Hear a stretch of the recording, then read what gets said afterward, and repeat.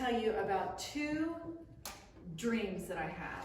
Two things that I really want to do in my life. I have a lot of dreams, but two in particular are what I want to talk about today. Number one, at some point in my life, I want to live for a year in New York City. I am so excited about this. I want to experience the seasons, the holidays. I want to get to know the boroughs, the museums. I want to know every nook and cranny of Central Park. I want to be a New Yorker for just a year, and then I want to come back south. My other dream is that I want to run the New York City Marathon. Y'all all know that I'm a runner, and that's a big thing to me. This is one of my bucket list marathons. Well, it might surprise you, but it is probably going to be easier for me to live that year in New York than to get a slot in the New York Marathon, because it's one of the most competitive marathons in the world to get a slot into. You have less than a 15% chance of getting a racing bib in the New York Marathon. So there's a lottery that each year hundreds of thousands of people around the world enter to get to run this marathon. And I think that, like I said, it's about 15% chance to get in. So you could probably hit the Powerball more easily than winning that lottery. But there's another way. They have a program, it's called the 9+1. You run 9 races with the New York Roadrunners. You volunteer to help work 1 race, so 9+1, and you get a guaranteed entry into the marathon. The catch is that you have to complete all of that in 1 calendar year.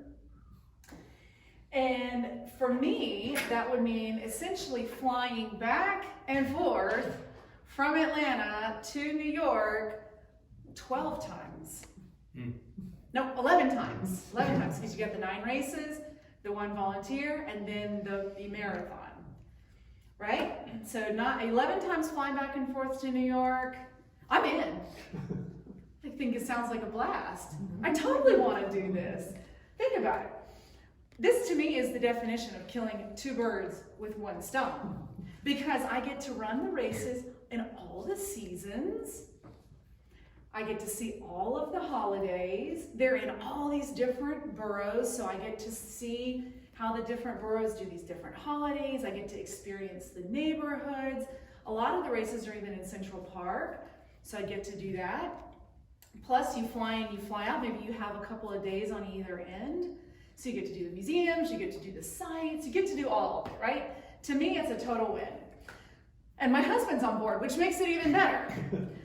A week or so ago, I was running with my group, and the topic of the New York Marathon came up, because this is the time of year where we all register for the lottery. And there's a huge number of us that have registered, and we're waiting to find out on February 26th who's in and who's out. So I explained my idea to my group of running moms.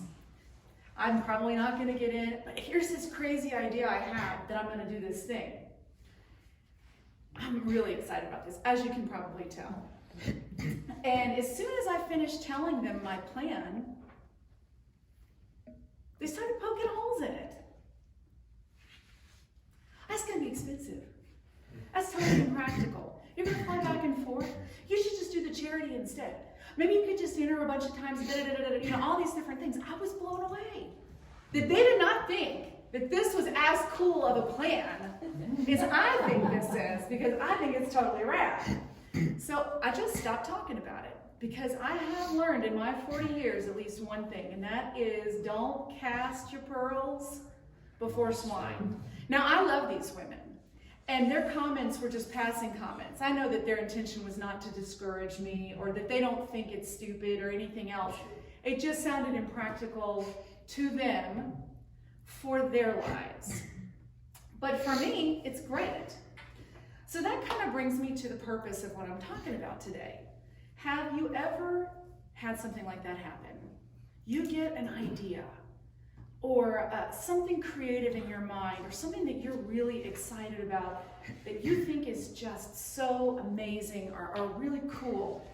And when you go to tell people about it, especially the people that you really want to be excited for you, right? Friends, family, people who should be supporting you, they either respond like they're dead and they stare at you like, okay? They start poking holes in it and telling you why it's a bad idea, why it's impractical, why it's expensive, or worse, they start telling you what you should do instead of that thing and trying to steer you away from it. Well, I'll tell you. Years ago when I was a high school teacher, one of the books that I taught every year to my students is called The Alchemist. And I don't know if you've ever read that book, but I read that every single year with my students. And there's a line, there's a theme that goes throughout that book. And when I read it in Spanish, I'm Italian Spanish because I love it, todo el universo conspira para que realices un sueño cuando realmente lo deseas. And in English, that is, when you really, really want something. Truly. The universe, or God, will come together to support you in making that happen.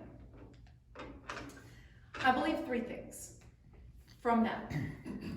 One, God, or your higher power, would not put a dream in your heart that he did not really want you to succeed in. Two, 99% of what most of us dream to do has already been done by someone else.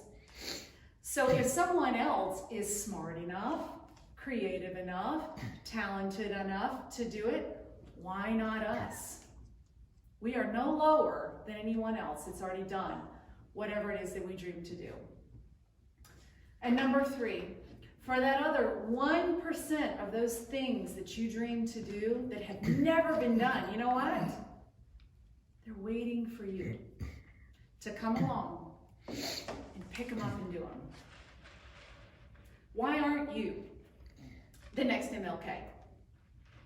Why aren't you the next Walt Disney? Why isn't that idea or that thing or that dream that you have, why isn't it the next big thing? Of course it is.